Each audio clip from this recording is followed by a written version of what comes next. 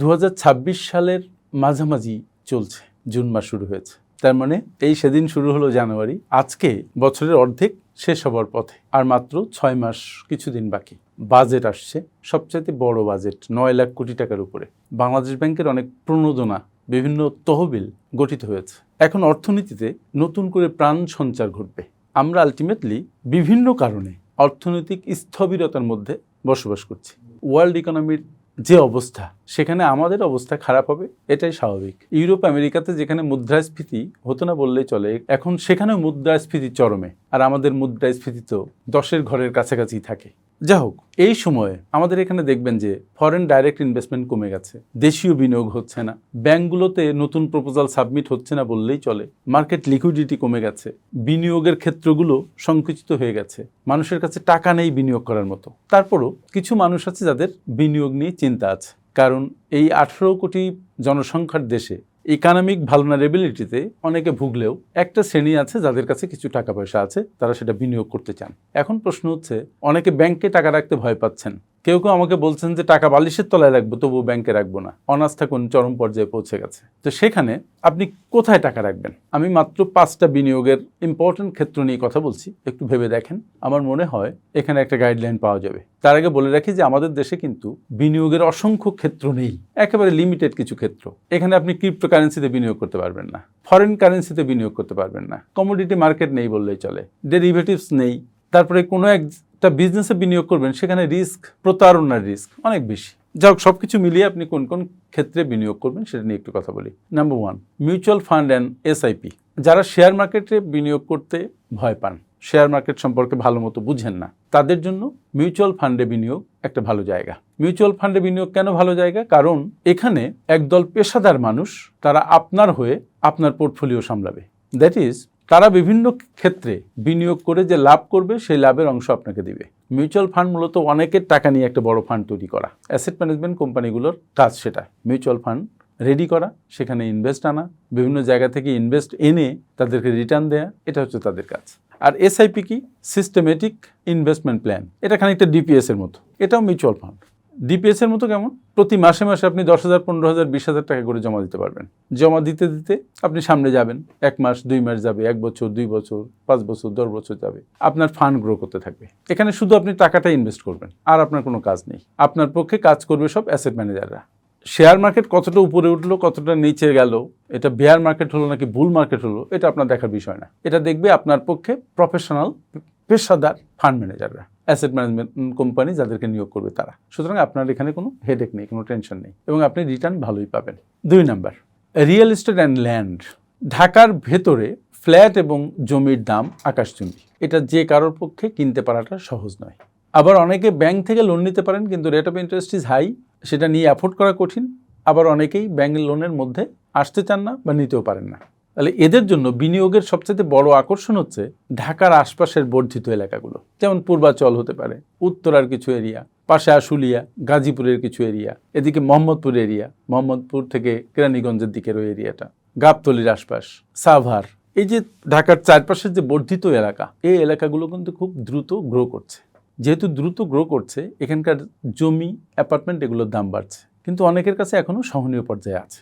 এখানে যদি আপনি আপনার টাকা রাখেন, তাই সেটা জমিতে হোক অথবা অ্যাপার্টমেন্টে হোক, এই টাকা খুব দ্রুত বাড়বে। যেমন আমি একটা হিসেব করেছিলাম, আমরা রামপুরার পাশে Banasree, that is Purba বনশ্রীতে land শেয়ারিংয়ের উপরে কিছু কাজ করছি, অনেকেই জানেন। আমাদের গ্রুপের যারা সদস্য, তারা অনেকদিন ধরে করছেন, আমি যুক্ত হয়েছি সম্প্রতি। তো যারা সেখানে ইনভেস্ট করেছেন, আমি তাদের উপরে একটা স্টাডি করেছি। স্টাডি করে দেখেছি যে তারা ইয়ারলি বেনিফিট পেয়েছেন 22 থেকে 23%। আমি তো মনে করি আর কোনো ক্ষেত্র নাই যেখানে আপনি এত রেট অফ রিটার্ন পাবেন। এখানেও কি হচ্ছে, ল্যান্ড আমরা রেডি করছি, প্ল্যান আমরা পাস করাচ্ছি, কনস্ট্রাকশন আমরা করে দিচ্ছি, আপনি শুধু কিছু টাকা বিনিয়োগ করছেন। প্রথমে ল্যান্ড শেয়ারে বিনিয়োগ করছেন, পরবর্তীতে আস্তে আস্তে যখন কনস্ট্রাকশন শুরু হচ্ছে, তখন প্রতি মাসে কিছু কিছু করে সামনে যাচ্ছেন, যেমন এসআইপির মতো। গেলে দেখা যাচ্ছে যে অ্যাপার্টমেন্ট করতে আপনার খরচ পড়ছে 45 থেকে 50 বা 55 লাখ, রেডি হয়ে গেলে সেই অ্যাপার্টমেন্টের দাম হচ্ছে 1 কোটি বা তার বেশি।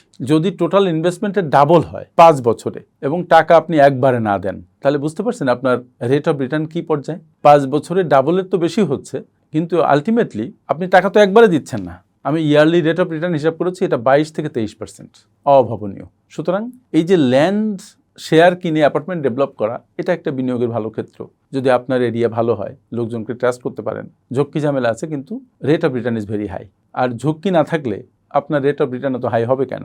সো এইটা একটা বিষয়। তাছাড়া আপনার এরিয়াতে আপনি ভালো লোকেশন দেখে, জমির কাগজপত্র দেখে ল্যান্ডে বিনিয়োগ করতে পারেন। ওভার দ্য টাইম এটা rate of return is very high. কিন্তু এখানে একটা বিষয় যে মান্থলি আপনি টাকা পাচ্ছেন না, পাচ্ছেন কি ক্যাপিটাল গেইন। তবে মনে রাখবেন, যারা এখনই ইনভেস্ট করে কিছুদিন পরে লাভ পেতে চান তাদের জন্য রিয়েল এস্টেটে ইনভেস্টমেন্ট করাটা সঠিক নয়। কারণ রিয়েল এস্টেটের প্রত্যেকটা সেলে কখনো 1 মাস, কখনো 3 মাস, কখনো 6 মাস, কখনো 1 বছর লেগে যেতে পারে। সুতরাং সব লিকুইডিটি এখানে পুট করা যাবে না। 3 নাম্বার, সরকারি ট্রেজারি বন্ড। আমরা জানি সরকারি ট্রেজারি বন্ড আছে, ট্রেজারি বিল আছে, তারপরে সঞ্চয়পত্র আছে। এটা হচ্ছে সরকারের ঋণপত্র। সরকার এগুলোর মাধ্যমে জনগণের কাছ থেকে টাকা ঋণ নেন। ট্রেজারি বন্ড এটা ডিলার ব্যাংকের মাধ্যমে কিনতে হয়, ট্রেজারি বিলও তাই। বাংলাদেশ ব্যাংকে এটা নিয়ে অকশন হয়, ব্যাংকগুলো আপনার পক্ষে পার্টিসিপেট করে এবং তখন যে দাম নির্ধারিত হয় সেই দামে কিনতে হয়। কেনার পরে 5 বছর, 10 বছর, 15 বছর, 20 বছর মেয়াদি এগুলো আছে। বেশি মেয়াদ হলে রেটটা বেশি পাওয়া যায়। এটার রেটও কিন্তু 10%-এর উপরে আমাদের কাছে যে তথ্য আছে। সঞ্চয়পত্র যেটা আছে সেটার রেট প্রায় 12%-এর কাছাকাছি। সবচেয়ে বড় কথা হচ্ছে এটা আপনার শতভাগ নিরাপদ। দেশ যদি শেষ না হয়ে যায় আপনি তাহলে টাকাটা পাবেন। তবে অনেকেই খুব দুর্বল ব্যাংকের মাধ্যমে সঞ্চয়পত্র কিনেছে, ট্রেজারি বিল কিনেছে, পরে এনক্যাশ করতে ঝামেলা হয়েছে। সরকারের পক্ষ থেকে কোনো অনিশ্চয়তা নাই, কিন্তু ভালো ব্যাংকের মাধ্যমে কেনা ভালো বলে আমি মনে করি। এটা মূলত কারা কিনবেন? যারা ঝুঁকিহীন আয় চান, যারা চাকরি থেকে অবসর নিয়েছেন, যাদের প্রতি মাসে ইনকাম দরকার, তাদের জন্য এটা ভালো হাতিয়ার। 4 নাম্বার হচ্ছে ব্লু চিপস শেয়ার। বাংলাদেশের শেয়ার বাজারে অনেক অনিশ্চয়তা আছে। বিভিন্ন সময় বিভিন্ন দরবেশের আবির্ভাব হয়েছে। এখন কোনো দরবেশ দেখছি না, কিন্তু নতুন কোন দরবেশের আবির্ভাব হবে আমরা জানি না। এজন্য শেয়ার মার্কেট সবসময় একটা অনিশ্চিত জায়গা, খুব ঝুঁকিপূর্ণ জায়গা। কিন্তু রিটার্ন ইজ হাই যদি আপনি মূলত ভ্যালু ইনভেস্টিংটা বুঝেন। আমি বলি যে সব দুর্বল কোম্পানির শেয়ারে আপনি হাত দিবেন না, গুজবে কান দিবেন না। যখন কেউ আপনাকে বলবে যে অমুক কোম্পানির শেয়ার কিনো, আপনি 7 হাত দূরে থাকবেন। শুধুমাত্র দেশের যেগুলো শীর্ষস্থানীয় কোম্পানি আছে বা মাল্টিন্যাশনাল কোম্পানি আছে, যারা ধারাবাহিকভাবে বছরের পর বছর ডিভিডেন্ড দিয়ে যাচ্ছে, বিশেষ করে ক্যাশ ডিভিডেন্ড, যাদের ভিত খুব শক্ত, লায়াবিলিটি কম, অ্যাসেটের পরিমাণ বেশি, এবং যে শেয়ারগুলো অতটা ওভার ভ্যালুড না, বরং আন্ডার ভ্যালুড, সেই সব শেয়ারে আপনি দীর্ঘমেয়াদে বিনিয়োগ করুন। বিনিয়োগ করে সেখান থেকে যে ডিভিডেন্ড পাবেন সেই ডিভিডেন্ড আবার বিনিয়োগ করুন। আর যে স্টক ডিভিডেন্ড পাবেন সেটা সেল করবেন না। তাহলে দেখবেন যে লং টার্মে যে আপনি ভালো একটা পোর্টফোলিও বিল্ড আপ করতে পারছেন। 5 নাম্বার হচ্ছে অ্যাগ্রো বিজনেস এবং কমার্শিয়াল ফার্মিং। বিশেষ করে প্রযুক্তি ভিত্তিক অ্যাগ্রো বা কমার্শিয়াল অ্যাগ্রো, সেখানে শিক্ষিত লোকজনের পার্টিসিপেশন, এটা কিন্তু একটা নতুন ট্রেন্ড শুরু হয়েছে, যেটা অনেক আগে থেকেই দরকার ছিল।